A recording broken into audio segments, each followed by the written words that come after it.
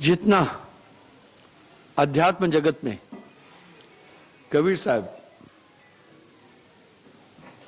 चर्चित थे, जितना वो रहस्यमयी थे, कोई महापुरुष नहीं रहा।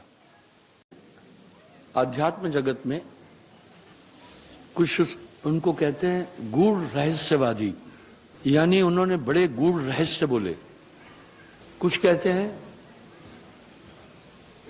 निर्गुणवादी, कुछ कहते हैं जहां से आया तहां से बोला। हम उन्हें विवादित नहीं कहेंगे, पर दुनिया के लोगों ने उन्हें विवादित बनाया। सबसे पहले हम देखते हैं आखिर ये सब बातें क्यों उठी उनके लिए। पर साहित्य के जगत में कबीर साहब को एक बहुत ऊंचा स्थान है। उनको महान कविवर कहा है, कवि सम्राट कहा है। इसकी एक बात रही कि उनसे पहले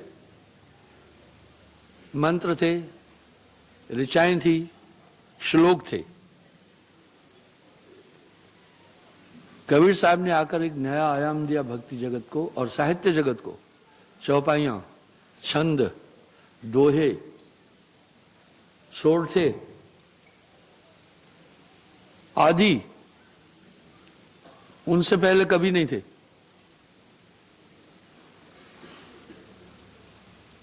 वो कबीर साहब से पहले नहीं थे। कबीर साहब का अवतरण 14वीं शताब्दी के अंत में 1398 में हुआ और 1518 में वो अंतर्ध्यान हो गए। 120 साल अपना पूरा कार्य किया था। अगर आप इसको भक्ति काल भी कहते हैं। लोग कह रहे हैं संत कबीर, नहीं, कबीर साहब संत नहीं थे, वो संतों की खान थे। उन्होंने संतत्व की धारा चलाई।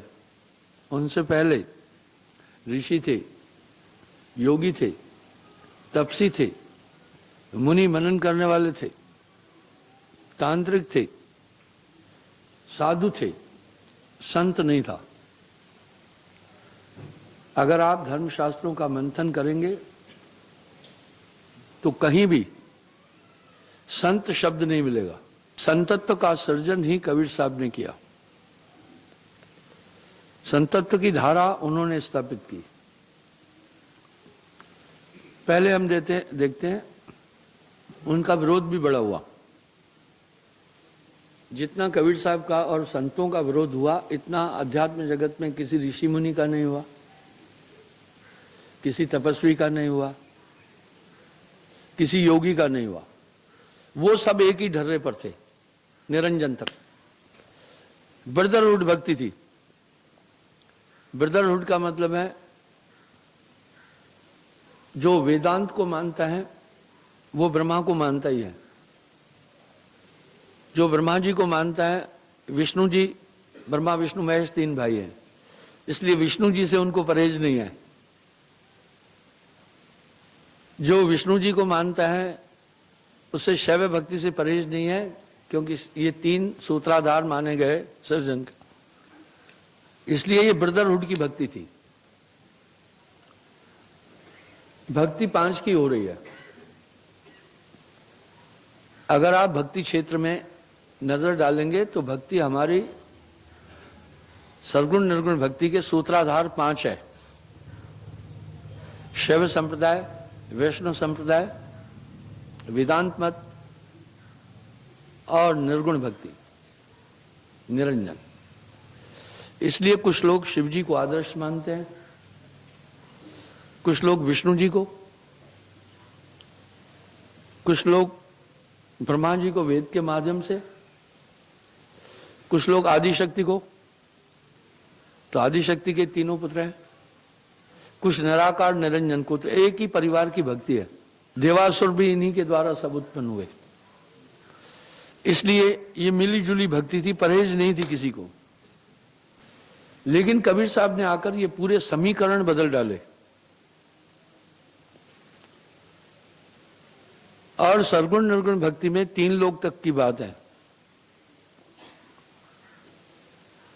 यजुर्वेद के अनुसार परमात्मा ने अपने आप को अव्यक्त से सरगुण में, ये 5 तत्व उसका रूप है, व्यक्त किया। ठीक है, इसलिए सरगुण निर्गुण में ज्यादा डिफरेंस नहीं है। वो कह रहे हैं वही सत्ता जो निराकार सत्ता थी वो ही सरगुण में बदली, वो इजी रूप है। इसलिए ये भी ब्रदरहुड भक्ति रही। फिर इस भक्ति के बड़े सूत्र हुए। जो सन्यासी, खट दर्शन इसी से हुए हैं। जो सन्यासी हुए वो सामवेद को मानने लगे, अहम ब्रह्मस्मि।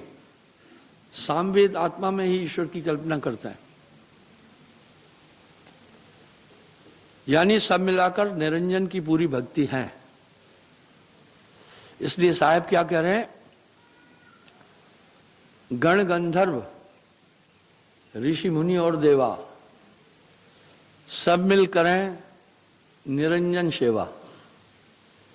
पीर पैगंबर कुतुब औलिया काल निरंजन सबको दलिया। ये बड़ा कठिन शब्द है। सिद्ध साधक और जोगी जत्ती आगे जान न पाए रत्ती, जाए निरंजन माह समाये, आगे का कोई भेद न पाए। वाह, आगे कह रहे इसके आगे भेद हमारा, जानेगा कोई जानन हारा। कहे कबीर जानेगा वो ही, जा पर कृपा सदगुरु की हुई। अब आप विचार करें, जो तांत्रिक हैं वो शिव और काली को ही इष्ट मान करके चल रहे, तो ये ब्रदरहुड की भक्ति है। इसलिए आपस में मिले जुले हैं। तो साहब कह रहे सरगुण नरगुण एक ही जानो, ये एक ही है। झूठा सकल पसारा मानो, ये कितना कठिन है। इसलिए जब साहब ने पहली बात ये कही, ये संसार काल को देशा है, दुनिया के लोगों सावधान, सयाद के काबू में सब काल बेचारे। जिसको तुम परमात्मा कह रहे हो निरंजन, यही है काल पुरुष।